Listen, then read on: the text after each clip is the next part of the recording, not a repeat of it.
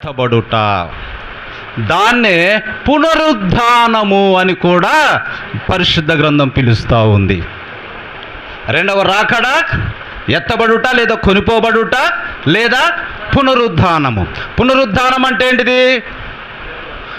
చూడండి, క్షయమైపోయేవారు అక్షయతను ధరించుకోవటం, మట్టి పోలిక నుంచి మహిమ పోలికను ధరించుకోవటం, క్రీస్తునందు మృతులైన వారు తిరిగి బ్రతుకుట, సజీవులుగా క్రీస్తును అంగీకరించి ఆ సమయానికి జీవముతో ఉన్నటువంటి వారు మార్పు నొందుట. అది ఎంతసేపటిలో? నిమిషము పాటున, రెప్ప పాటునని రాయబడి ఉన్నది. ఆమేన్, హల్లెలూయా. దేవుని మహిమ కలుగును గాక.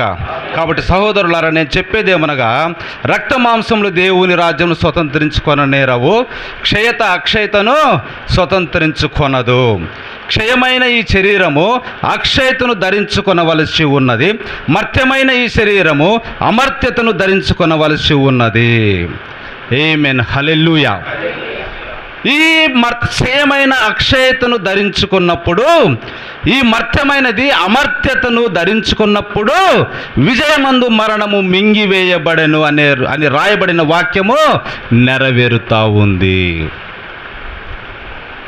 హల్లెలూయా. అంటే చివరికి ఏ వాక్యం నెరవేరుతా ఉంది?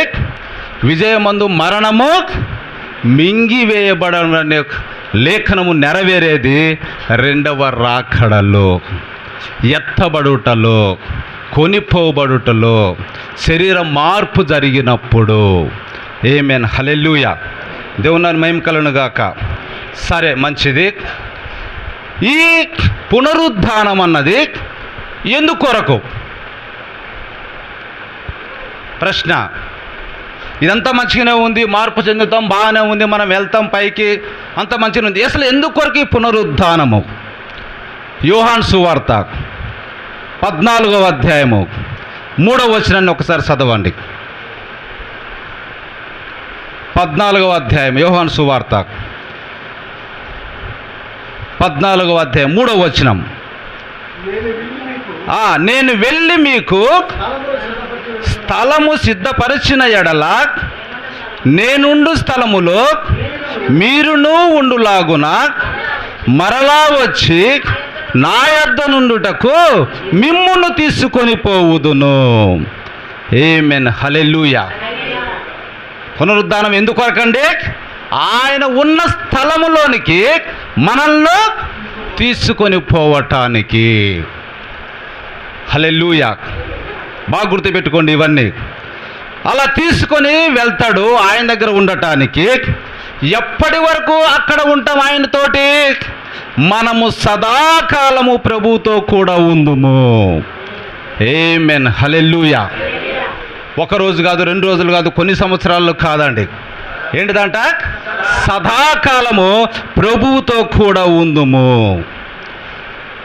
ఆయన ఎక్కడ ఉంటే అక్కడ మనము ఉంటామండి. హల్లెలూయా. ప్రభు అయిన యేసుక్రీస్తు ఇంకొక క్వశ్చన్ చూడండి. ఏ విధంగా పరలోకం నుండి దిగివచ్చును? రెండవ రాకడ అంటే ఏంటిదో మనము చూసాం, ఏం జరుగుతుందో మనము చూసాం, ఎవరెవరు కొనిపోబడతారో లేకపోతే ఎత్తబడతారో మనము చూసాం. దానిని ఏమంటున్నామో పునరుద్ధానం అంటున్నాం. పునరుద్ధానములో మనం ఎక్కడికి వెళ్తా ఉన్నాం? ప్రభు ఉండు స్థలానికి వెళ్ళి అక్కడ మనం ఏం చేయబోతా ఉన్నాము? ప్రభువుతో సదాకాలము ఉంటా ఉన్నాం. హల్లెలూయా, హల్లెలూయా. ఇప్పుడు చూడండి, ఈ రెండవ రాకడ ఏ విధముగా జరుగుద్ది? ఈ రెండవ రాకడ ఏ విధముగా జరుగుద్ది? ఇప్పుడు మనం మొదటిగా చదువుకుంది 1 దెస్సలోనికయ 4వ అధ్యాయం 16వ వచనములో, ఆర్భాటముతోనూ ప్రధాన దూత శబ్దముతోనూ దేవుని బూరతోనూ పరలోకము నుండి ప్రభువు దిగివచ్చును. ఆమేన్, హల్లెలూయా. ఇది మీరు బాగా గుర్తుపెట్టుకోవాలి. ఆర్భాటముతోనూ ప్రధాన దూత శబ్దముతోనూ దేవుని బూరతో ఎవరు వస్తూ ఉన్నారు? పరలోకము నుండి ప్రభువు దిగివచ్చును. ఆమేన్, హల్లెలూయా. ఇప్పుడు చూడండి, అదే మొదటి కొరింథీయులకు రాసిన పత్రిక 15వ అధ్యాయము 51, 52.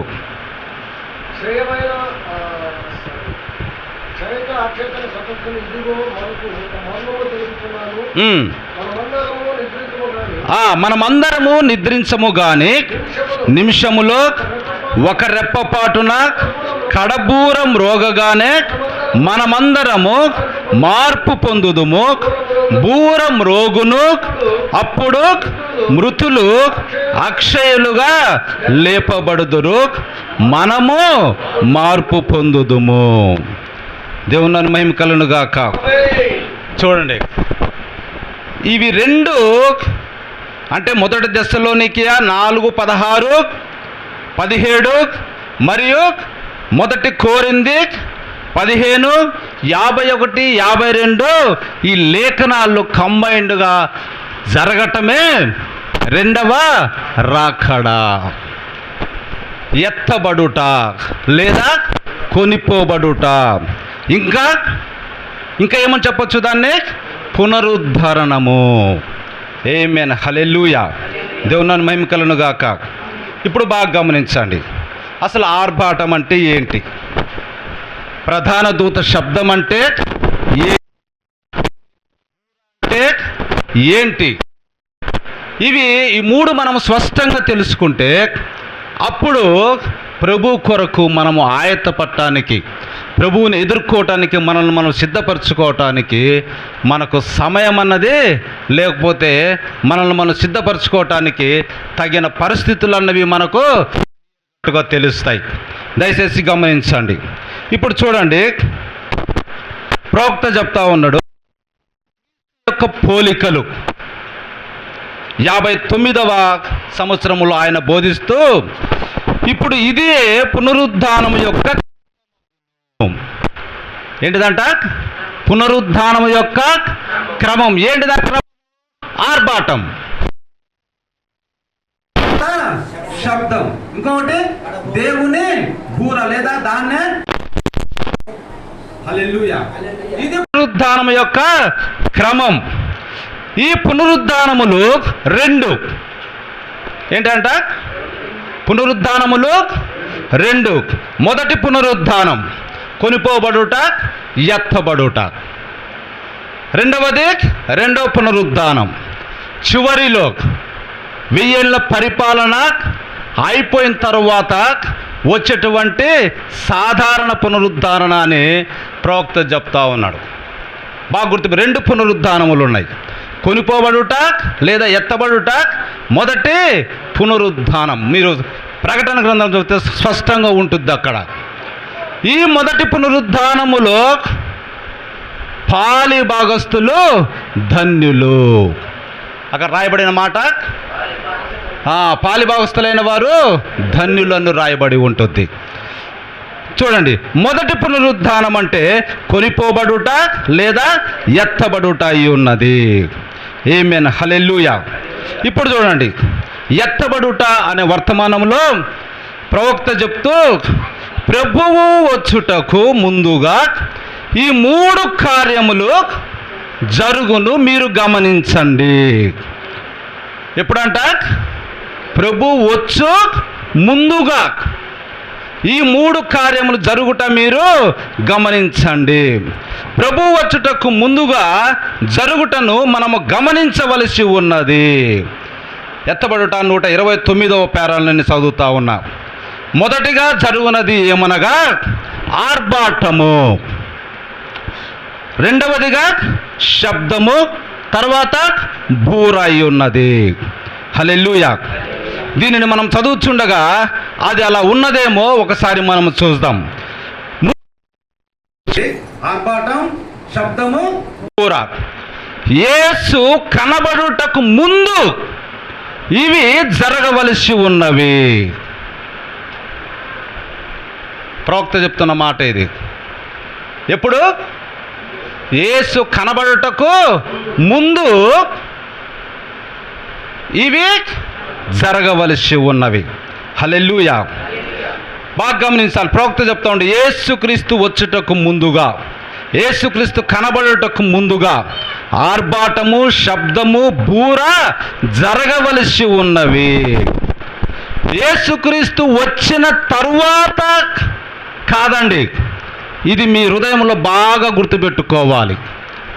ఈ మాట మీ హృదయంలోనికి గట్టిగా చొచ్చుకొని పోవాలి. యేసుక్రీస్తు వచ్చు ముందుగా ఆర్భాటము, బూర, శబ్దము, వచ్చిన తర్వాత కాదండి. బాగా గమనించాలి మీరు. హల్లెలూయా, దేవుని మహిమ కలుగును గాక. ఇప్పుడు ఆర్భాటం అంటే ఏంటిది? ఆర్భాటము అంటే ఏమిటి? ఇప్పుడు చూడండి, ప్రవక్త చెప్తా ఉన్నాడు, దాన్ని షార్ట్కట్లో నేను చూస్తూ ఉన్నా. ఆర్భాటం అనగా మొదటిగా వెళ్ళు వర్తమానమై ఉన్నది. ఆమేన్, హల్లెలూయా. అది జీవించుచున్న జీవాహారమై వధువును ముందుకు తెచ్చుచున్నది. చూడండి, ఆర్భాటం అంటే ఏంటిది? మొదటిగా వెళ్ళు వర్తమానమై ఉన్నది. ఆ మొదటిగా వెళ్ళిన వర్తమానము జీవించుచున్న జీవ ఆహారమై వధువును ముందుకు తెచ్చుచున్నది. హల్లెలూయా, దేవుని మహిమ కలుగును గాక. ఇప్పుడు బాగా గమనించండి, యేసుక్రీస్తు వారు శరీరధారిగా ఉన్నప్పుడు మొదటిగా ఒక ఆర్భాటము వెళ్ళింది. ఆర్భాటం అంటే ఏమేమి ఉన్నాయి? అందులో వర్తమానము వెళ్ళింది. స్వస్థతలు, అద్భుత కార్యాలు, ఆశ్చర్య కార్యాలు, అవన్నీ కూడా క్రీస్తు దగ్గరికి జనాలను తీసుకురావటానికి ఒక మార్గంలాగా కనిపించినవి. ఆ తర్వాత ఆయన వారి హృదయ రహస్యాలను చెప్తా ఉన్నాడు. తర్వాత వాక్యాన్ని వారికి బోధిస్తూ ఉన్నాడు. హల్లెలూయా, దేవుని మహిమ కలుగును గాక.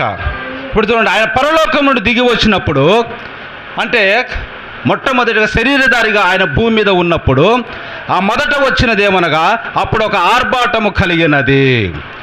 అది ఏమిటి?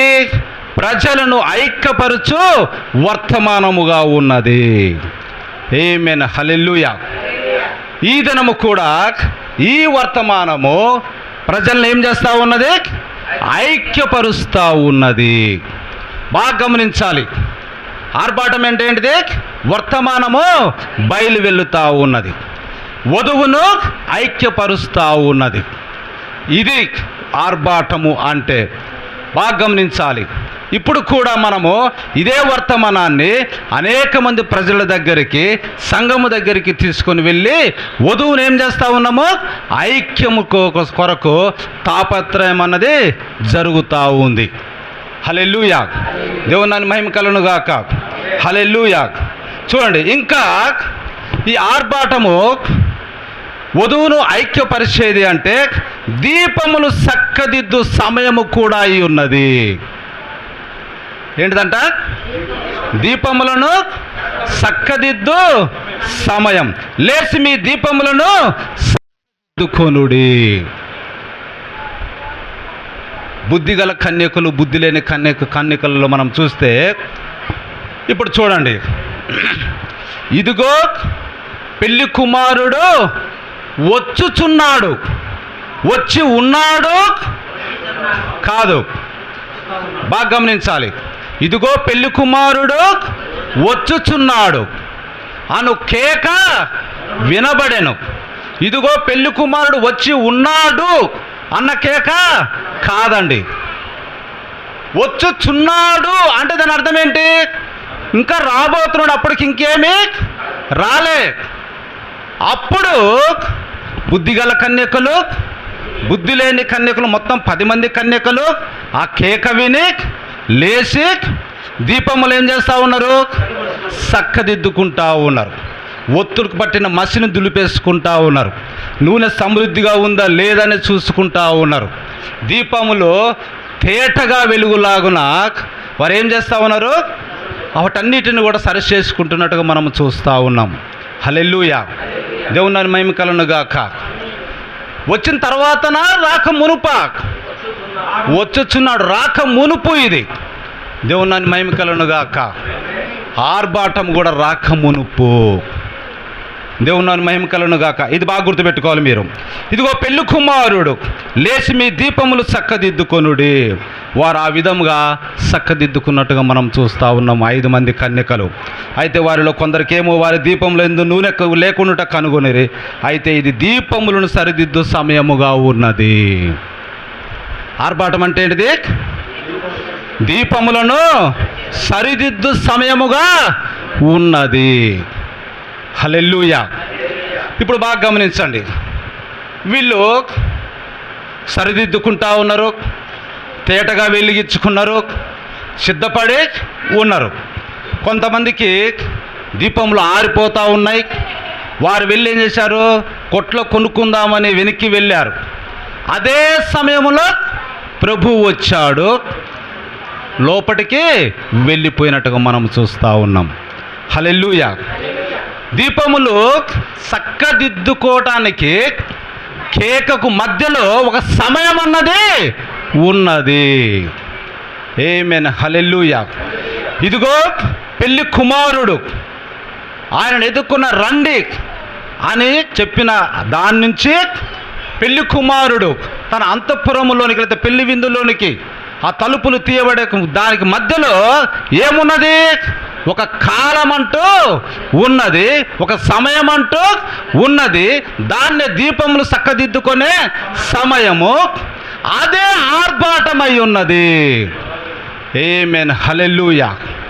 కాబట్టి ఇప్పుడు వర్తమానము నిన్ను దాని కొరకే పిలుస్తా ఉంది. నీ దీపాన్ని చక్కదిద్దుకో.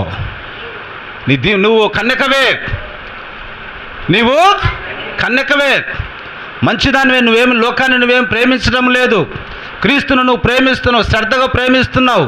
అయితే నీ దీపానికి ఏం పట్టింది?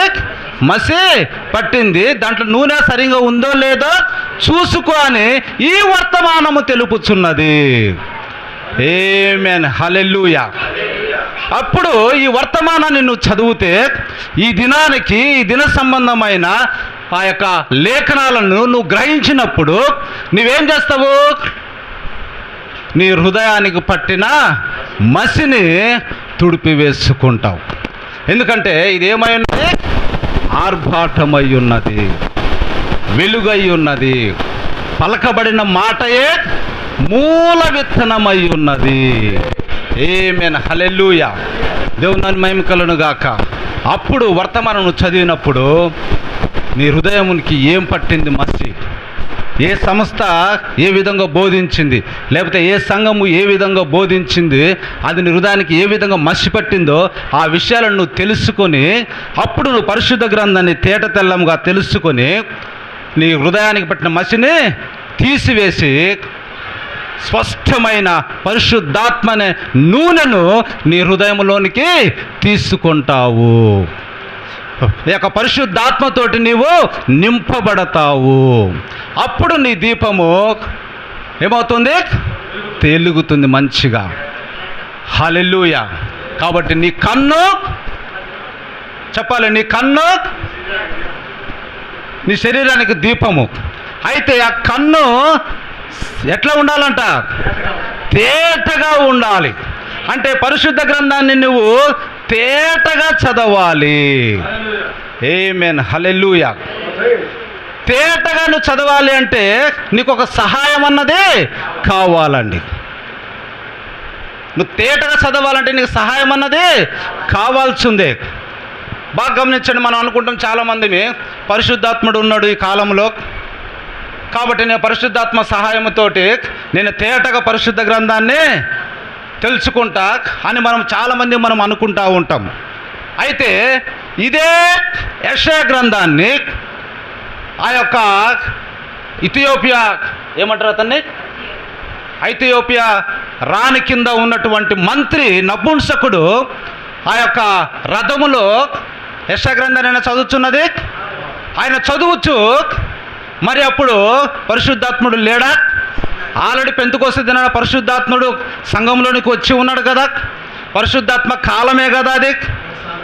చూడండి, మరి ఎందుకు ఆ యొక్క తృష్ణ కలిగిన, కోరిక కలిగిన, దప్పి కలిగిన ఆ ఇథియోపియా ఆ యొక్క రాణి కింద ఉన్నటువంటి ఆ యొక్క అధిపతికి ఎందుకు ఆయన మరుగు చెందుతుంది? అది ఎందుకు చెప్పలేకపోయాడు?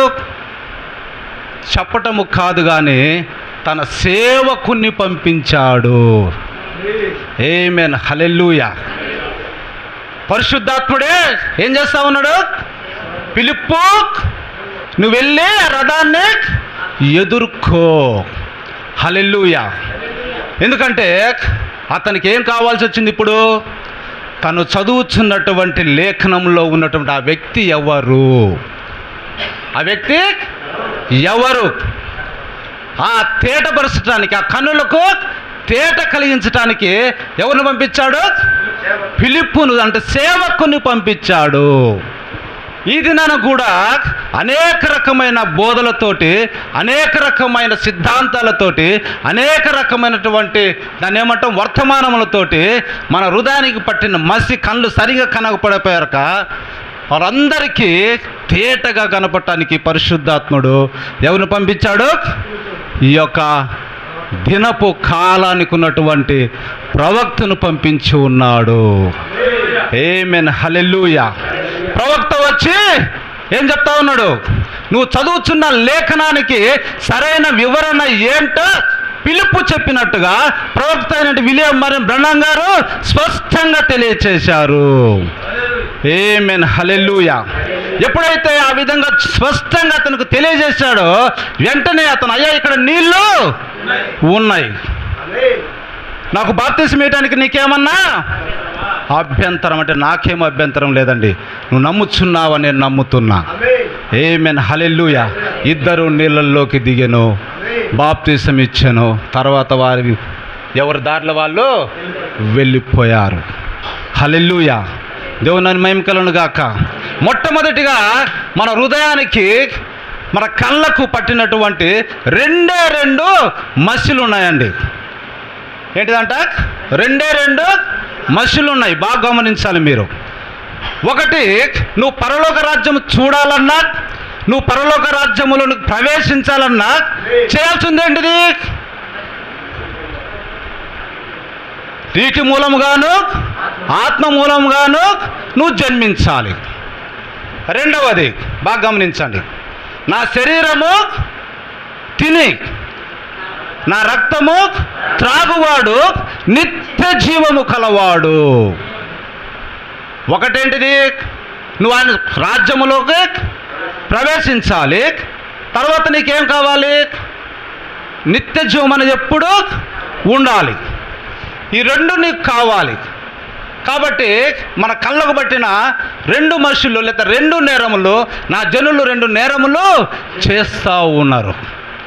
ఆ రెండు నేరములలో మొట్టమొదటిది సరైన బాప్తిస్మము తీసుకోకపోవటము.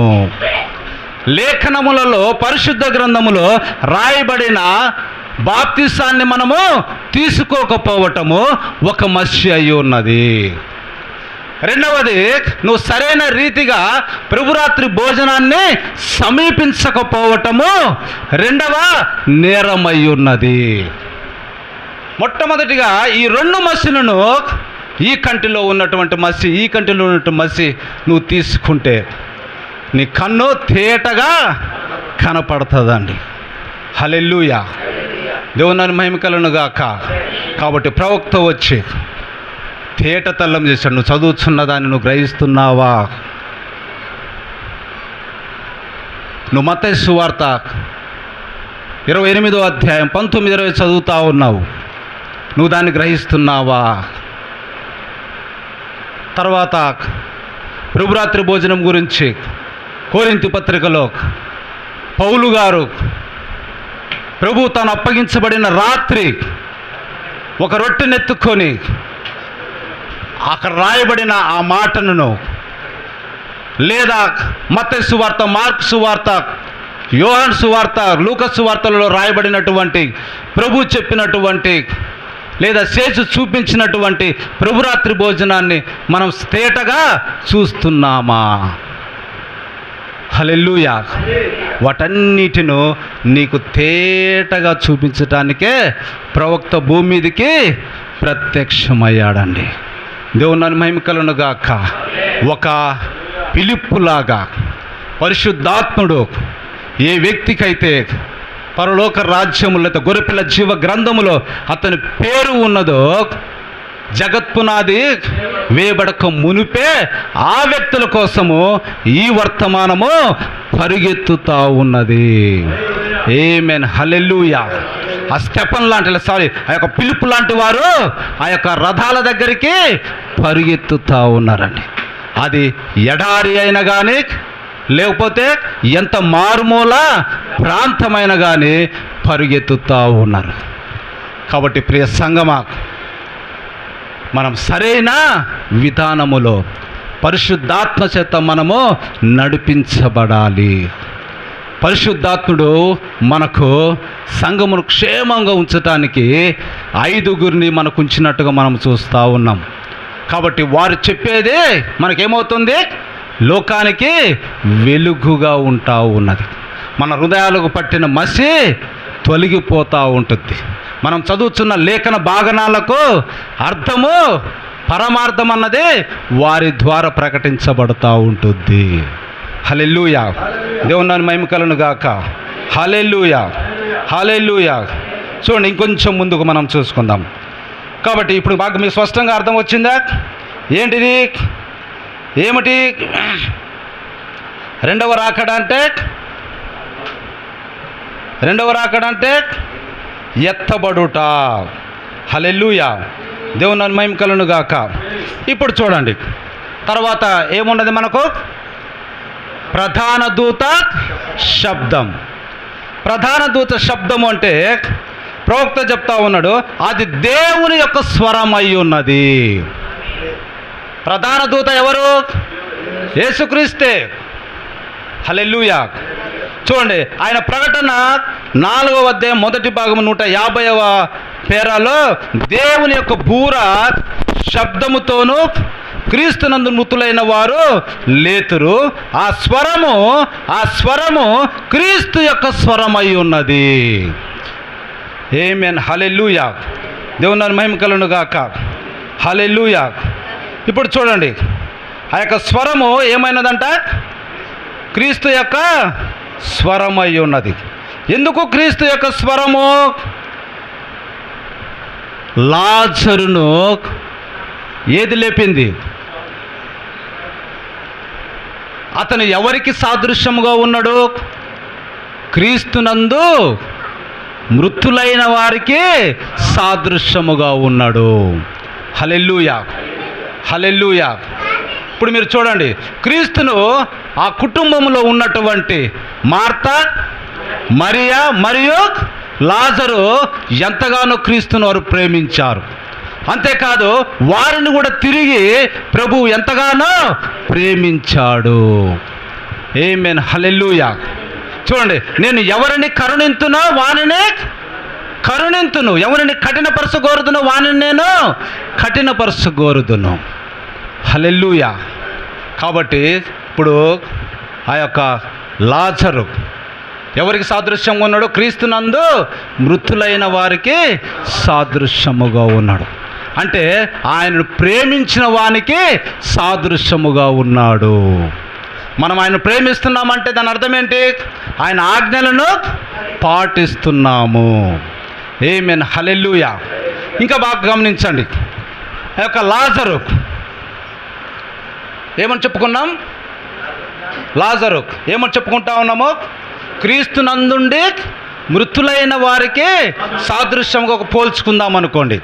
కాబట్టి యేసుక్రీస్తు వారు ఏమని పిలుస్తూ ఉన్నాడు? లాజరు నిద్రించుచున్నాడు. మీరంతా ఏమనుకుంటున్నారు? ఆయన చనిపోయిండు, నిద్రిస్తే బాగానే ఉండు ప్రభు, అతను లేపుదాము. కానీ లాజరు నిజంగానే చనిపోయిండు. కానీ ప్రభు దృష్టిలో ఏ విధంగా ఉన్నాడు? నిద్రిస్తున్నాడు. మరి క్రీస్తునందు మృతులైన వారు నిద్రిస్తున్నారా, లేకపోతే శాశ్వతంగా మృతులైపోయారా? దేవుని మహిమ కలుగును గాక. క్రీస్తునందు మృతే, కానీ నిద్ర అది.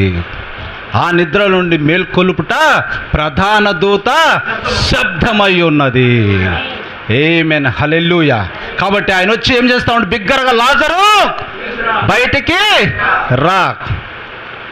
దేవుని మహిమ కలుగును గాక. ఎట్లా వచ్చిండు ఇప్పటికి నాకు అసలు ఆశ్చర్యం. ఎందుకంటే కాళ్ళు చేతులు కట్టేసి ఉన్నాయి, ముఖానికి రుమాలు చుట్టబడి ఉంది, చూపు కనపడదు. అసలు ఎట్లా లేస్తాడు కాళ్ళు చేతులు కట్టేసిన ఒక్కసారి మీరు గమనించండి. నార్మల్ ఒక వ్యక్తిని కట్టేసి అరే నువ్వు నిలువుగా లేరా అంటే లేస్తాడా? హల్లెలూయా. మరి కొన్ని వందల సంవత్సరాల క్రితం క్రీస్తునందు మృతులయ్యి మట్టికి మట్టి అయిపోయి ఒక చిన్న బొక్క కూడా దొరకకుండా ఉంటే మట్టి అయిపోయింది, దాని మీద మళ్ళీ ఎన్నో మనము సమాధి చేస్తూనే ఉంటాం. మరి ఆ మొట్టమొదటి వ్యక్తి ఒకవేళ క్రీస్తునందు ఉన్నవాడైతే ఆయన స్వరానికి ఎక్కడి నుంచి లేస్తున్నాడు? అసలు ఎక్కడి నుంచి వస్తుంది ఆ శరీరము? హల్లెలూయా, దేవుని మహిమ కలుగును గాక. మరి ఆ లాజరు ఎలా లేచాడో దాన్ని మహిమ, క్రీస్తు యొక్క ప్రభావము, క్రీస్తు యొక్క మహిమ. హల్లెలూయా, దేవుని మహిమ కలుగును గాక. కాబట్టి చెప్తా ఉండు, నా మహిమను వారికి ఇత్తును. తండ్రి నువ్వు నాకు ఏ మహిమనైతే ఇచ్చావు అదే మహిమను వీరికి నేను ఇస్తా ఉన్నా, అనుగ్రహిస్తా ఉన్నా. హల్లెలూయా, దేవుని మహిమ కలుగును గాక. అదేవిధంగా మనము కూడా ఒకవేళ క్రీస్తు రాకడకు లేదా ఎత్తబడుటకు మునిపే మన జీవితం ముగించి మనం సమాధి చేయబడి మట్టికి మట్టి అయిపోయి బొక్క దొరకపోయినా ఒక దినాన మనం తప్పకుండా ఆయన యొక్క స్వరము విని మేల్కొంటాము. హల్లెలూయా, అదే విశ్వాసము, అదే నిరీక్షణ. ప్రభునందు మనకున్నటువంటి నిరీక్షణ అదే. మృతులు లేపబడరు అని అంటే ఈ క్రైస్తవం ఎందుకు? ఇంకా క్రీస్తునందున్న మృతులు లేపబడరు అని అన్నామనుకో, అసలు ఈ క్రైస్తవం అన్నదే లేదని. క్రీస్తు వచ్చిన ఆ శ్రమంతా కూడా వ్యర్థమే. కాబట్టి క్రీస్తు ఆ మాదిరిని మనకు చూపాడు. నేను మృతులలో నుండి తిరిగి లేచి సజీవుడైనా, దీనిని చూసి మీరు నమ్మండి, నిరీక్షణ ఉంచండి, నా యొద్దకు మిమ్మల్ని నేను తీసుకొని వెళ్తా. ఆమేన్, హల్లెలూయా. ఇప్పుడు మూడవది ఏమై ఉన్నది? బూర అయి ఉన్నది. హల్లెలూయా. ఇప్పుడు మూడవది బూర. అది ఎల్లప్పుడూ ప్రజలను బూరల పండుగకు పిలుచుచున్నది. ఆమేన్, హల్లెలూయా. ఏంటిదంట? బూరల పండుగ. బూరల పండుగ అంటే అది వధువు యొక్క భోజనమై ఉన్నది.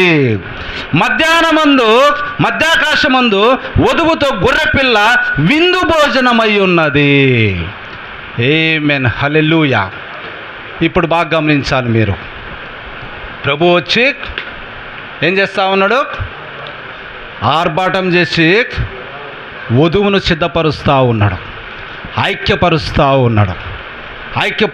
ఉన్నాడు. ఐక్యములోకి వస్తూ ఉంది. తర్వాత తమ జీవితాలను ముగిస్తూ ఉన్నారు. కొంతమంది ఎక్కడికి వెళ్తూ ఉన్నారు? మట్టిలోనికి వెళ్తూ ఉన్నారు. అంటే క్రీస్తునందు మృతులవుతూ ఉన్నారు. ప్రభు వచ్చే సమయానికి ఒకవేళ ఎవరైనా అప్పటికి సజీవంగా ఉంటే చూడండి, ఆ యొక్క ప్రధాన దూత శబ్దం, ఇక మీరు చేసింది చాలు. ఆ గొర్రెపిల్ల జీవగ్రంథంలో రాయబడిన లాస్ట్ గొర్రెపిల్ల రక్షణలోనికి వచ్చేసింది, ఇక చాలు అని ఆయన ఆ శబ్దము చేసినప్పుడు ఏమవుతా ఉన్నాము? క్రీస్తునందు మృతులైన వారు లేస్తూ ఉన్నాం, సజీవులుగా ఉన్నవారు లేస్తూ ఉన్నాం. కలిసి ఏకముగా రెప్పపాటు కాలములో నిమిషమాత్రములో మార్పు చెందిన శరీరములతో. హల్లెలూయా. ఎక్కడికి వెళ్తా ఉన్నాము? బూర అనగా గొప్ప పెళ్లి విందై ఉన్నది. అది వధువు యొక్క భోజనమై ఉన్నది. మధ్యాకాశములోనికి వధువుతో గొర్రెపిల్ల విందు భోజనములోనికి వెళ్తా ఉన్నాము. ఆమేన్, హల్లెలూయా. అదండి, అప్పుడు రెండవ రాకడ సమాప్తమవుతుంది. రెండవ రాకడ ఎత్తబడుట సమాప్తం, కొనిపోబడుట సమాప్తం. హల్లెలూయా. కాబట్టి దేవుని యొక్క ప్రధాన దూత శబ్దము మరియు బూర ప్రభువు వచ్చినప్పుడు, అంటే మధ్యాకాశంలోనికి వచ్చినప్పుడు ఒకే సమయంలో పలికేటువంటి మాటలయ్యున్నవి అవి. దానికంటే ముందు ఇప్పుడు మనం ఏం నడుస్తూ ఉన్నాము? ఆర్భాటము నడుస్తూ ఉన్నది. ప్రవక్త కూడా ఆర్భాటమే నడుస్తూ ఉన్నదని చెప్పాడు. ఇప్పుడు మనం చేస్తున్నది కూడా ఏంటిది?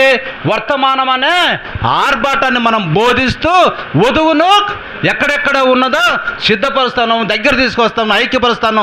తన భార్య తన్ను తాను సిద్ధపరుచుకుందన్నట్టుగా ఎత్తబడుటకు మనము సిద్ధపరుస్తూ ఉన్నాం. హల్లెలూయా. దేవుని మహిమ కలుగును గాక. అది ప్రియ సంగమా, ఎత్తబడుట అంటే అది, రెండవ రాకడ అంటే అది. దేవుని మహిమ కలుగును గాక. హల్లెలూయా, హల్లెలూయా. ఇంకొకటి చూడండి, ఇంకొక చిన్న మాట చెప్తా.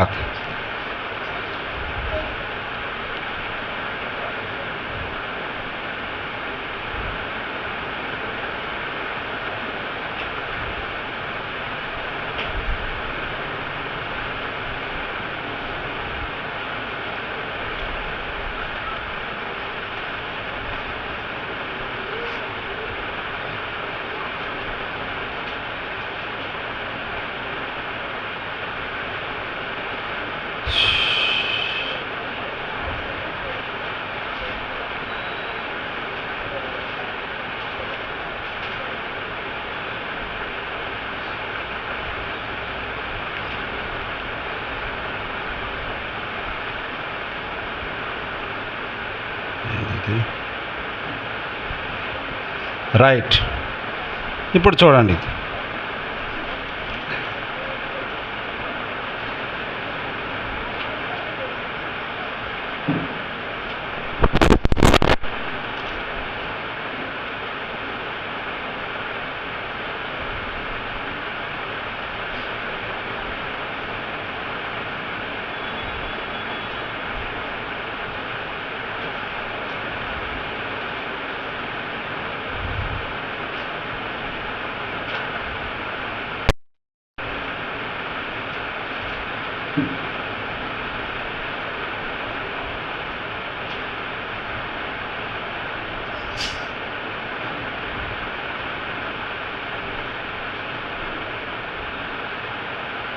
రైట్. హల్లెలూయా. ఇప్పుడు చూడండి, మరి రెండవ రాకడ అనగా ఎత్తబడుట, ఎత్తబడుట అనగా కొనిపోబడుట అనగా ఆకాశానికి ఎత్తబడుట. ఏ ఆకాశానికి? మధ్యాకాశానికి. ఎందుకొరకు? పెళ్లి విందుకు. ఏ శరీరముతో? మార్పు చెందిన శరీరముతో. ఆ శరీరము ఎలా ఉంటుంది? యేసుక్రీస్తు వారు సమాధుల్లో నుండి బయటికి వచ్చిన శరీరము లాంటి శరీరము. హల్లెలూయా. దానికి నువ్వు ఏ పేరు పెడతావో పరిశుద్ధ గ్రంథంలో దేవులాడి పెట్టుకోండి. కానీ ఏ విధంగా ఉండబోతా ఉంది ఆ శరీరము? యేసుక్రీస్తు వారు సమాధుల్లో నుండి బయటికి వచ్చినప్పుడు ఏ శరీరముతో ఉన్నాడో అదే శరీరముతోటి నువ్వు ఉండబోతా ఉన్నావు. ఆమేన్. హల్లెలూయా. ఆ శరీరం ఎలా ఉంటుందంటే తలుపులు మూసి ఉండగానే లోపలి గదిలోకి వచ్చే శరీరము, ఉన్నట్టుండి అదృశ్యమైపోయే శరీరము. ఆమేన్. హల్లెలూయా. కాబట్టి పరిశుద్ధ గ్రంథం మనకేం చెప్తా ఉందంటే ఆయనను ఉన్నట్టుగానే చూస్తాము, మనమును ఆయనను పోలి ఉంటాము. ఆమేన్. హల్లెలూయా, హల్లెలూయా. దేవుని మహిమ కలుగును గాక. హల్లెలూయా. కాబట్టి చూడండి, యేసుక్రీస్తు మధ్యాకాశములో ఆయన వధువు కొరకు నిలబడి ఉండగా వధువు వెళ్ళి ఆయనను కలుసుకునే సమయము. ఇంకా ఏంటండి? యేసుక్రీస్తు వారు ఎక్కడికి వస్తున్నాడు? మధ్యాకాశమునకు. అక్కడ ఆయన నిలబడి ఉండగా వధువే వెళ్ళి ఆయనను కలుసుకునే సమయం అది. హల్లెలూయా. అంతేకాని ఆయన వచ్చి కిందికి పాదాలు భూమి మీద పెట్టి ఆ తర్వాత వధువుని తీసుకునేది కాదండి. మీరు బాగా గుర్తుపెట్టుకోవాలి, అటువంటిది కాదండి. దానికి ఉదాహరణగా ప్రవక్త మనం చెప్తా ఉంటాడు, ఇస్సాకు ఎక్కడికి వచ్చాడు? పొలములోనికి ధ్యానింపటానికి వచ్చాడు. ఒక పక్క నుంచి ఒంటి మీద రిబ్కా అనే సంఘము వస్తూ ఉన్నది. ఆయనను దూరము నుండే చూసి అప్పుడు ఎవరిని అడుగుతా ఉన్నాడు? తన పక్కన ఉన్నటువంటి ఎలియాజర్. హల్లెలూయా. ఆ ఎలియాజరే ప్రవక్త అయినటువంటి బ్రహ్నాము యొక్క పరిచర్యలాగా ఉన్నదండి. దేవుని మహిమ కలుగును గాక. చూడండి, అతను ఎవరని అప్పుడు అడిగితే, అతనేనమ్మా నీ యొక్క భర్త, లేకపోతే అబ్రహాము యొక్క కుమారుడు.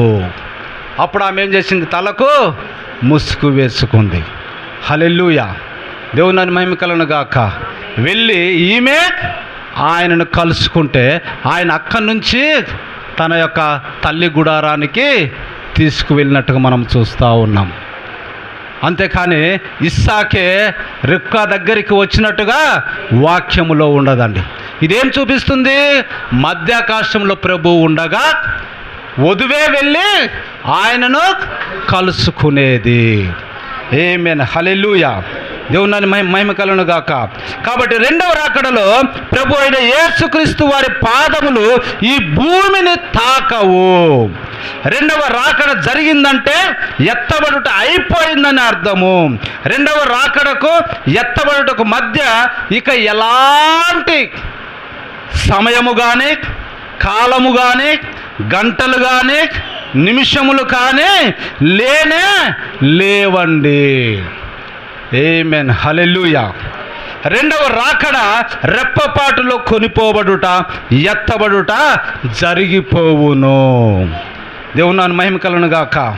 కాబట్టి ప్రవక్త తన యొక్క ప్రసంగములన్నిటిలో కూడా 63 నుంచి మొదలు పెట్టుకొని ఆయన చనిపోయే డిసెంబర్ 1965 వరకు ఏ వర్తమానములలో కూడా రెండవ రాకడ 1963 మేఘము కనిపించినప్పుడే జరిగిందని ఎక్కడే కానీ ప్రవక్త చెప్పలేదండి. హల్లెలూయా. ఆయన ఇంకా చెప్తా ఉన్నాడు, 65 డిసెంబర్లో కూడా నేను దేవుని యొక్క లేకపోతే యేసుక్రీస్తు యొక్క మహిమకరమైన రెండవ రాకడ కొరకు నేను ఎదురు చూస్తూ ఉన్నాను. ప్రభు యొక్క రాకడ జరగకపోతే నా దినములలో ఈలోపు నేను చనిపోతే నా యొక్క బైబిల్ను నా గుండెల మీదనే పెట్టి నన్ను సమాధి చేయండి. ఆమేన్. హల్లెలూయా. ఇంత స్పష్టముగా రెండవ రాకడ అన్నది ఉన్నది. ఇంత స్పష్టముగా రెండవ రాకడలు ఏమేమి జరుగుతాయి అన్నది మనకు కనపడతా ఉన్నాయి.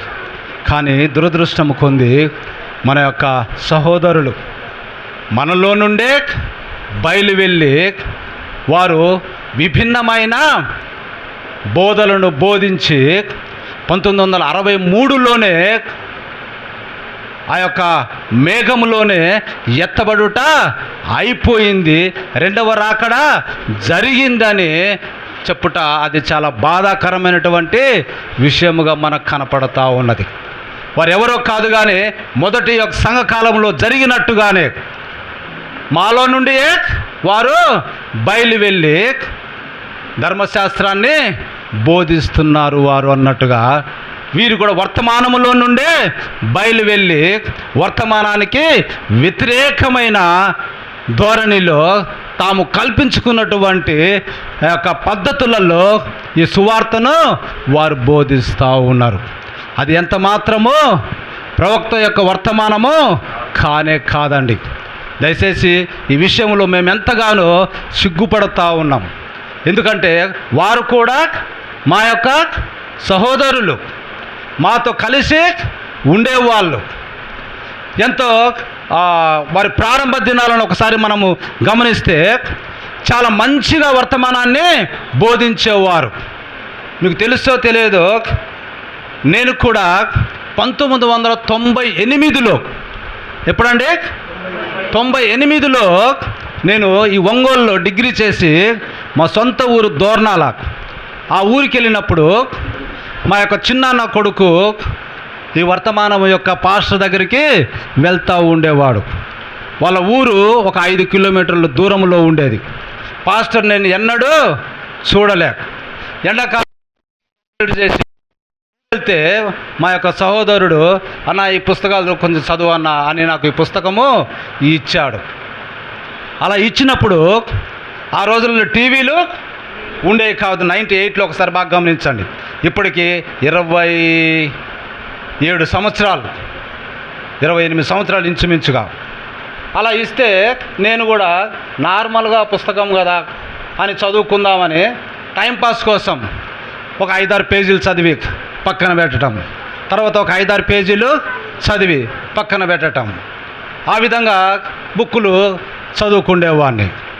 అయితే ప్రభు యొక్క మహాకృపను బట్టి నాకు చిన్నప్పటి నుంచి మా యొక్క కుటుంబము కూడా క్రైస్తవ కుటుంబమే. నాకు చిన్నప్పటి నుంచి కూడా దేవుడు ఒక్కడే, తండ్రి కుమార పరిశుద్ధాత్ముడు ఒక్కడే. ఎందుకంటే తండ్రి వేరు, కుమారుడు వేరు, పరిశుద్ధాత్మ వేరు వేరు ఉంటే దేవుడు అనేవాడు ఒక్కడు ఉంటాడు, కానీ ముగ్గురుగా ఎలా ఉంటాడు? ఉండడు. కాబట్టి ఆయన ఒక్కడే. నెక్స్ట్, పాపానికి పరిహారము రక్తము సిందిస్తేనే ఆ యొక్క పాపం అన్నది పోతుంది. కాబట్టి పాపము లేని వాడొచ్చి ఆ యొక్క రక్తమును చిందించి ఆ రక్తాన్ని మనం అంగీకరించినప్పుడే మన పాపములు తీసివేయబడి మనం నిత్య జీవం కలిగి ఉంటామన్నది చిన్నప్పుడు నుంచి అప్పుడప్పుడు వింటున్నప్పుడు అవి హృదయంలో నాటుకుపోయి, ఓహా ఇదా ఒక రక్షణ మార్గంలోనికి నేను రావాలంటే ఏం చేయాలి? క్రీస్తుని నేను అంగీకరించాలి, ఆయన రక్తాన్ని మనము ఆపాదించుకోవాలి, ఆయన రక్తము మనకు నా పాపల నిమిత్తము చిందింపబడిందని నేను అంగీకరించాలని హృదయంలో ఉండేది నాకు. ఇది ఫిక్స్, ఇదే కరెక్టు, ఇది కాకుండా ఇంకా వేరే ఏ దేవుడు దేవతలు ఇంకా లేవు. ఉంటే ఎందుకు పరిశుద్ధ గ్రంథములో నేను తప్ప వేరొక దేవుడు లేడు అని ఇంత ధైర్యంగా చెప్పే ఆ మొనగాడైనటువంటి దేవుడు ఎవరు? ఈయన ఒక్కడే ఉన్నాడు. హల్లెలూయా. ఈ విషయాలన్నీ కూడా చిన్నప్పటి నుంచే నాకు బలీయంగా ఆ హృదయంలో ఉండేవన్నమాట. అయితే ఎప్పుడు ఆలోచన చేస్తా, 70 సంవత్సరాలు బతుకుతా, 80 సంవత్సరాలు బతుకుతా, 50 సంవత్సరాలు బతుకుతా, ఆ తర్వాత ఏం జరుగుద్ది? ఎవరిమీ చూడలే, ఎవరు చూసినట్టుగా చెప్పటంలే, అంటే కల్లారా. అయితే కానీ నేను జీవించాలి, చచ్చిపోతే ఎట్లా? ఇప్పటికే ఇంత టెక్నాలజీ ఉన్నది, ఇక రాబోయే దినాలు ఇంకెంత టెక్నాలజీ ఉంది, దాన్ని నేను చూడాలి కదా. నా ఆశ ఇలాగా నేను నిరంతరం జీవించాలంటే ఎవరి దగ్గర రావాలి? క్రీస్తు దగ్గరికి వస్తేనే నిత్య జీవం అంటున్నాడు. అయితే ఎప్పటికైనా నువ్వు క్రీస్తు దగ్గరికి వస్తేనే నీకు జీవము. క్రీస్తు దగ్గర రాకపోతే మాత్రము నీవు ఏమవుతున్నావు? ఆ 70 సంవత్సరాలు 80 సంవత్సరాలు బ్రతుకుతావు, ఆ తర్వాత ఇంక నీకు ఈ ఆశ లేదు. అయ్యో మరి అంత ఈ కొంచెం దానికేనా, ఎందుకు నేను ఈ విధంగా ఉండాలా అనే ఆ పరివర్తన అనేది నా హృదయంలో ఎప్పుడూ ఉండేదండి. అలాగా ఈ బుక్కులు చదువుతున్నప్పుడు పాస్టర్ గారు ఎవరో నాకు తెలియదు. అట్లా అప్పటికి 250 పుస్తకాల్లో ఎన్నో ప్రింట్ అయినవి తెలుగులో. ప్రతి పుస్తకం కూడా ఆ పాస్టర్ దగ్గర ఉన్నది. రోజు 1-2 తీసుకొని మా తమ్ముడు, మా చిన్నాన్న కొడుకు తీసుకొని ఇచ్చేవాడు. వాటిని శుభ్రంగా చదవటము ప్రారంభించా. ఎన్నో లేఖనాలకు వాటి యొక్క స్పష్టమైన అర్థము, దేవుని యొక్క ఈ కాలం యొక్క ప్రణాళిక, 7 ముద్రలు, 7 సంఘ కాలాలు, ఇంకా కూడా నా ఆశ అప్పుడు ఉండేది. యేసుక్రీస్తు చనిపోయిన తర్వాత నుంచి అసలు ఏం జరిగింది అది తెలుసుకుంటే బాగుంటుంది కదని ఆశ ఉండేది. అది 7 సంఘకాలు చదవటం వల్ల ఆశ అన్నది తీరిపోయింది. ఇవన్నీ చదివితే అప్పటికి నేను డిగ్రీ చేశాను కాబట్టి ఆ యొక్క పరిశుద్ధ గ్రంథాన్ని, వర్తమానాన్ని చాలా తేటగా తెలుసుకున్నా. మీకు తెలుసో తెలియదో, నేను మార్కు గారు, వరంగల్ మార్కు గారు ఒకటే ఏజ్, కాకపోతే నాకంటే ఒక 2-3 సంవత్సరాలు పెద్దగా ఉంటాడేమో. మేము గుంటూరు జీజీ పురుషోత్తం గారు అనే ఒక బ్రదర్ ఉండేవారు, మీకు తెలుసు. ఆయన మీటింగులు ఏర్పాటు చేస్తే మేము వెళ్ళి అక్కడ చక్కగా పాటలు పాడి 3 రోజులు వర్తమానం మేము విని వచ్చాము. ఫస్ట్ టైం మేము మార్క్ బ్రదర్ గారిని మేము కలుసుకోవటం యవనస్తులం. ఆ తర్వాత నేను హైదరాబాద్ జాబ్ నిమిత్తం వచ్చేసి ఇక అక్కడే షటిల్ అయిపోయి జాబ్ యొక్క ఆ యొక్క దాన్ని ఏమంటే పని ఒత్తిడి వలన నేను మందిరాన్ని నడపలేదు. కానీ వర్తమానం నుంచి నేను ఎన్నడూ బయటికి వెళ్ళలేదండి. హల్లెలూయా. ఆ తర్వాత కొంతకాలానికి ఇప్పుడు 10 సంవత్సరాల నుంచి సపరేట్గా చర్చి పెట్టి సువార్తను బోధిస్తూ ఆ విధంగా ఉండటం, ఈ పుస్తకాలు చదివి ఆ తర్వాత 1 సంవత్సరం తర్వాత ఇవన్నీ స్పష్టంగా తెలుసుకున్న తర్వాత అప్పుడు పాస్టర్ గారి దగ్గరికి వెళ్ళాము. పాస్టర్ గారి దగ్గరికి వెళ్ళి బాప్తిసం తీసుకొని ఆ తర్వాత ఆ పాస్టర్ గారు తర్వాత ఆ లోకల్లో ఉన్నటువంటి ఎంటై మినిస్టర్ పాస్టర్ గారితోటి మళ్ళీ 2 సంవత్సరాలు మైకులు నెత్తిన పెట్టుకొని, రేడియోలు నెత్తిన పెట్టుకొని, సైకిళ్ళ మీద ఆ ప్రాంతం అంతా కూడా ఈ యొక్క ఎంటై మినిస్ట్రీస్ కోసం ఎంతగానో నేను సేవకు ఆ యొక్క తోడ్పాటును వాళ్ళకు అందించాను. అప్పుడు పుల్లల చెరువులో యేసుదాస్ పాస్టర్ గారిని ఒక పెద్ద మనిషి ఉంటాడు. ఇప్పుడు బాగా సిక్ అయి ఉన్నాడు ఆయన నన్ను అభిషేకం చేసి నాకు వచ్చినటువంటి కళలు దర్శనాలను బట్టి, బ్రదర్ నేను దేవుడు సేవకు పిలుస్తున్నాడు, ఈ దర్శనం అది, కళ అదే అని చెప్పేసి ఆయన అభిషేకించి వాక్యమునకు నిలబెట్టి ఎన్నో మెసేజ్లు ఇవ్వటానికి కృప దేవుడు అటు రీతిగా చూపాడు. దేవుని మహిమ కలుగునుగాక. కాబట్టి ఒక రకంగా పౌలు భక్తుల్లాగా నేనును అతిశయిస్తూ ఉన్నా. ఎందుకంటే ఈ వర్తమానం నాకు ఎవరునూ బోధించలేదండి.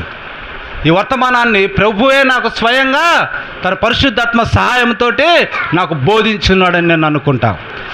అప్పుడు చదువుతున్నప్పుడు నాకు ఎలా ఉండేదంటే, ప్రవక్త నా ఎదురుగా ఉన్నాడు, ఆయన స్టేజ్ మీద ఉన్నాడు, నేను కూర్చొని ఇక్కడ ఉన్నా, ఆయన నాకు బోధిస్తుంటే నేను వింటా ఉన్నా అన్న రీతిగా దీన్ని నేను చదువుతానమాట. అట్లా నాకు కళ్ళకు అట్లా కనిపించేది.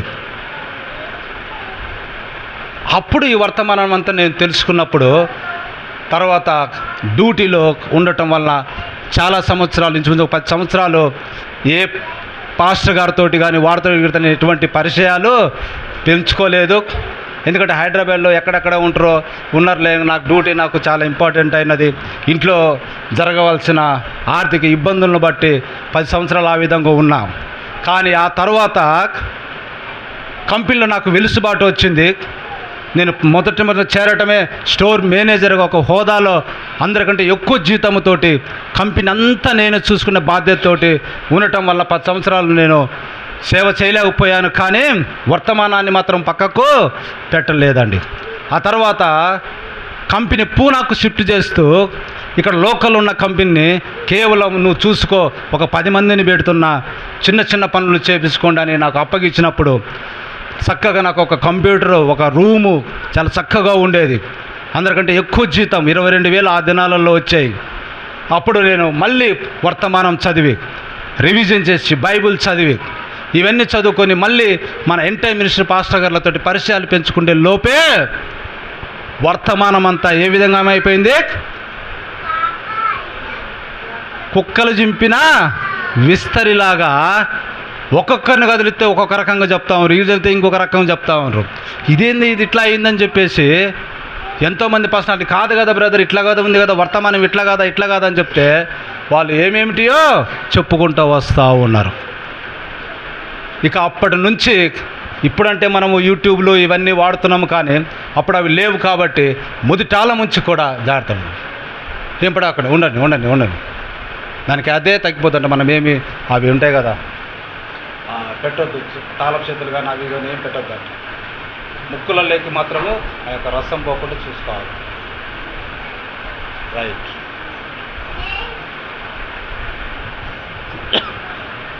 Praise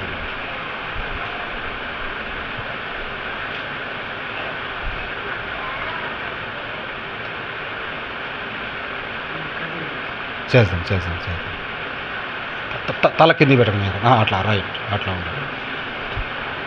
praise the lord. హల్లెలూయా, హల్లెలూయా. యేసు నీ వాక్యము ధ్యానించెదను దినము. అందరు కూడా చప్పట్లు కొట్టుకుందాం.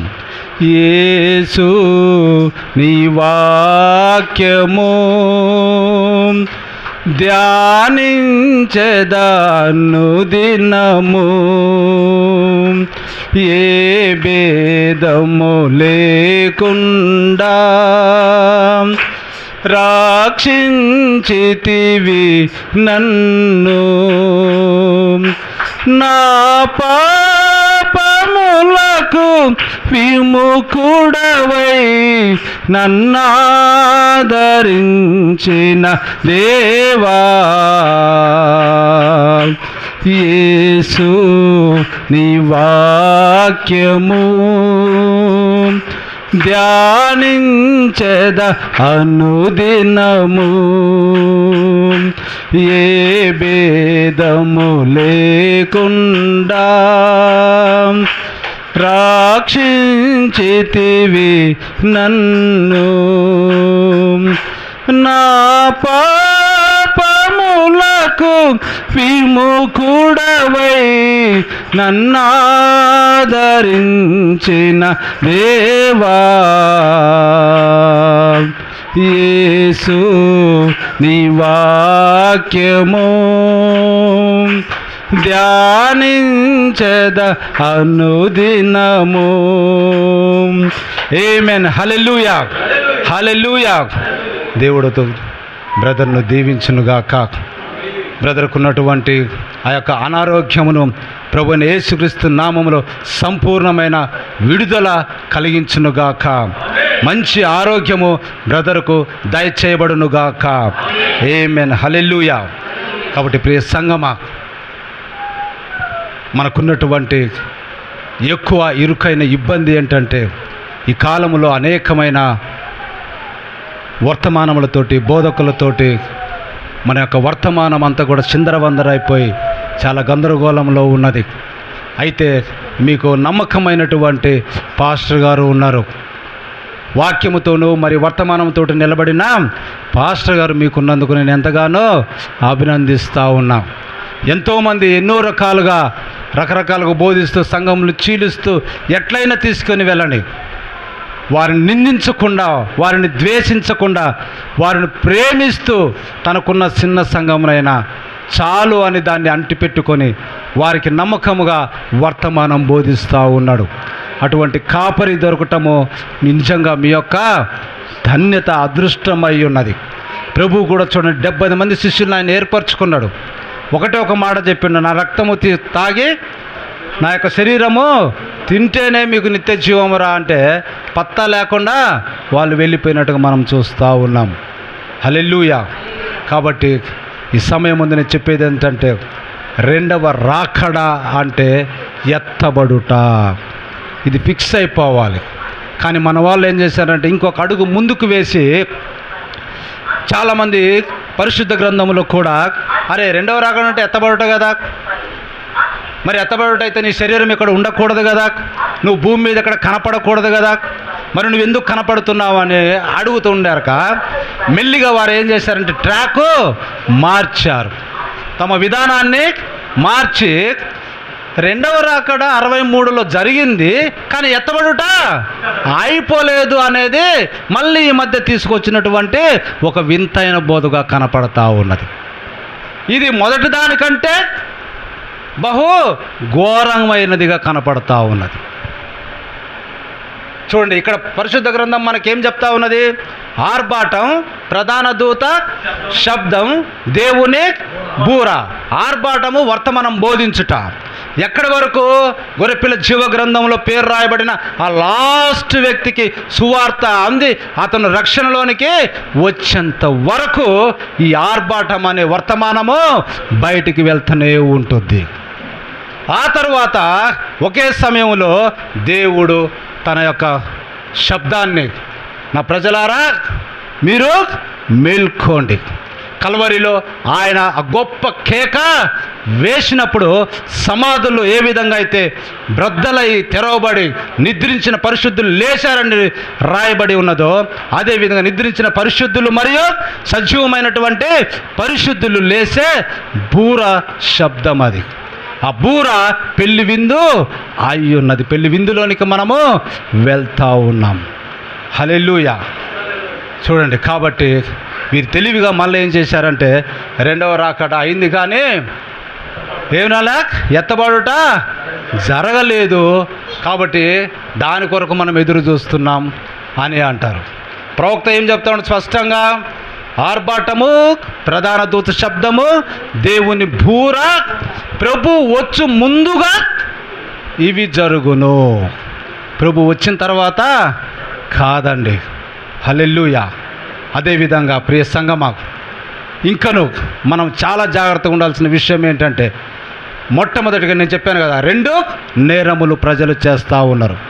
ఒకటి, నువ్వు పరలోక రాజ్యాన్ని చూడాలంటే, పరలోక రాజ్యంలో నీవు ప్రవేశించాలి అంటే, లేదా జన్మించాలి అంటే, నీవు మొదటిగా యేసుక్రీస్తు నామములో బాప్తిస్మము నువ్వు పొందుకోవాలి. మత్తయి సువార్త 28వ అధ్యాయము 19-20లో స్పష్టంగా ఏం రాయబడి ఉన్నదో దాన్ని నువ్వు గ్రహించటానికి నీ కంటికి కాటుకను నీవు పూసుకోవాలండి. పరిశుద్ధాత్మ సహాయము నీకు కావాలండి.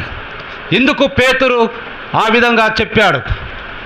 ఎందుకు స్టెఫను కూడా ఆ విధంగా ఫిలిప్పు ఆ వ్యక్తి కూడా యేసుక్రీస్తునామమున బాప్తిసం ఇచ్చాడు. ఆ తర్వాత వచ్చినటువంటి పౌలు అదేవిధంగా యేసుక్రీస్తునామమున బాప్తిసం ఇచ్చాడు. తర్వాత అన్యులు అదేవిధంగా పొందుకున్నారు, సమరయులు అదేవిధంగా పొందుకున్నారు, యూదులు అదేవిధంగా పొందుకున్నారు యేసుక్రీస్తునామమున బాప్తిసం. మరి ఎందుకు దాన్ని మనం గ్రహించలేకపోతున్నాం?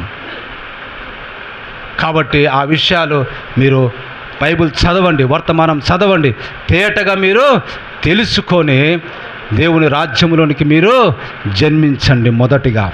ఆ తర్వాత నిత్య జీవం కలిగి ఉండటానికి మీరేం చేయాలి? ప్రభురాత్రి భోజనాన్ని తీసుకోవాలి. అది ఏ విధంగా తీసుకోవాలనో కొరింథీయులకు రాసిన పత్రికలనే పౌలు భక్తుడు క్లియర్గా సంఘము చేసి చూపిస్తూ ఉంది.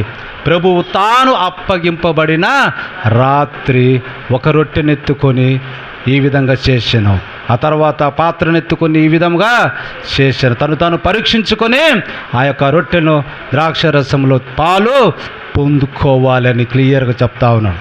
కాబట్టి ఆది అపోస్తుల బోధలో, ఆది అపోస్తులు వేసిన పునాదిపై మనము కట్టబడినప్పుడే మన కట్టడము నిలిచి ఉంటుంది. అగ్ని చేత అది పరీక్షింపబడినప్పుడు మన యొక్క కట్టడము అగ్నికి ఏం కావాలి? తట్టుకొని నిలబడి ఉండాలి. నిలబడి ఉండాలంటే వారి కట్టడము నిలబడింది కాబట్టే 1వ శతాబ్దం నుండి ఇప్పటి వరకు అపోస్తుల బోధ కొనసాగుతూ ఉన్నది. హల్లెలూయా. ఆ దేవాలయం అన్నది వృద్ధి చెందుతూనే ఉన్నది, దాని మీదనే కట్టబడతా ఉన్నది. మనము కూడా ఆ విధంగా కట్టబడాలి అంటే నువ్వు లేఖనాలను స్పష్టంగా చూసి నేర్చుకొని నీవు హృదయాన్ని దేవునికి నువ్వు అర్పించినప్పుడు అప్పుడు నీకు ఎటువంటి సిగ్గు భయం అన్నది ఉండదండి. నువ్వు వెంటనే లేఖనానికి లోబడి, అవును మత్తయి సువార్తలో ఆయన నామములో బాప్తిస్మము పొందుకోమని అన్నాడు.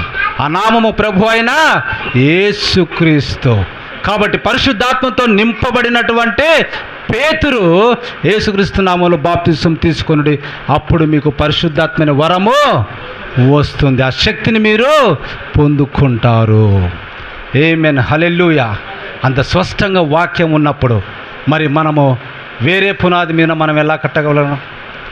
రోమన్ క్యాథలిక్ యొక్క పునాది మీద మనం ఏ విధంగా కట్టబడతాం? కాబట్టి ప్రియ సంఘమా, ఆది అపోస్తుల బోధ మీద మన సంఘము కట్టబడాలి. వారి పునాది మీద మన సంఘము ఉన్నప్పుడే వారు ఎత్తబడినప్పుడు మనము కూడా ఎత్తబడతామండి. హల్లెలూయా. దేవుడు తన పరిశుద్ధ వాక్యమును దీవించునుగాక. దేవుడు మిమ్మల్ని అందరినీ దీవించునుగాక. తలలో వచ్చినట్టు చిన్న ప్రార్థన చేసుకొని ముగించుకుందాం. క్లోజ్ చేసేది.